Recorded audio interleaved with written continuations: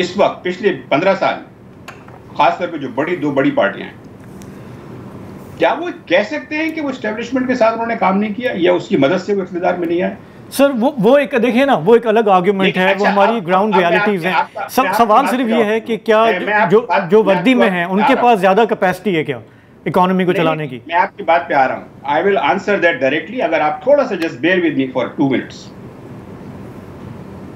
میں نے بڑی تفصیل سے جو فرائیڈے ٹائمز کا آرٹیکل ہے یہ واضح کیا ہے پورے اعداد شمار کے ساتھ، 20 سال کے ڈیٹا کے ساتھ، کہ اس حال کو جو پہنچے ہیں اس میں اسٹیبلشمنٹ کی کوئی بات نہیں تھی، یہ آپ کی ان سیاسی جماعتوں کی اپنی انکمپٹنس تھی.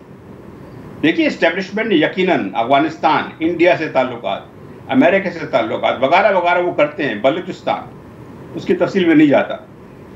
آپ کو مثال دیتا ہوں، یہ جو ہے جو سی پیک کا جو اگریمنٹ تھا اور اس کے ساتھ جس کا آج ہمیں گلے پڑ گئے پاور پلانٹس کے اگریمنٹس، اس پہ اسٹیبلشمنٹ کو کوئی ہاتھ دیتا. یہ ہے فنکشن انکمپٹنس کا. اب تو مفتاح اسماعیل صاحب نے بھی، میں دیکھ رہا تھا، انہوں نے بھی مانا ہے کہ جی ہم سے غلطیاں ہوئی ہیں. تو بھائی اگر آپ $7.5 بلین دے رہے ہیں سالانہ، تو اس میں یہ تو نہیں کہیے کہ سیاسی استحکام نہیں تھا. سیاسی استحکام تو بہت تھا. آئیے عمران خان صاحب کی طرف میں نے مثال دی. آپ کے جو ریونیوز تھے ریئل ٹرمز میں پہلے 3 سال وہ دے وینٹ ڈاؤن بائی 11%،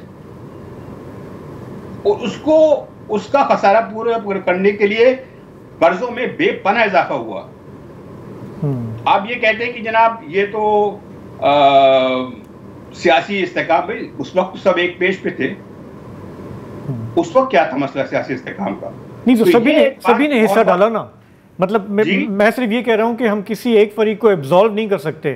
جو یہ چلا رہے تھے، سسٹم بنا رہے تھے، ان کا بھی حصہ ہے. مطلب یہ ہے ان جو میں نے آپ کو دونوں مثال دی، اس کا ایک بہت بڑا اس کا امپلیکیشن ہے اور وہ آپ کو آج بھی نظر آ رہا ہے. یہ مان لیجئے کہ ہمارے یہاں کیپیسٹی کا فقدان ہے. پاکستان جو ہے is suffering from a grave crisis of competence.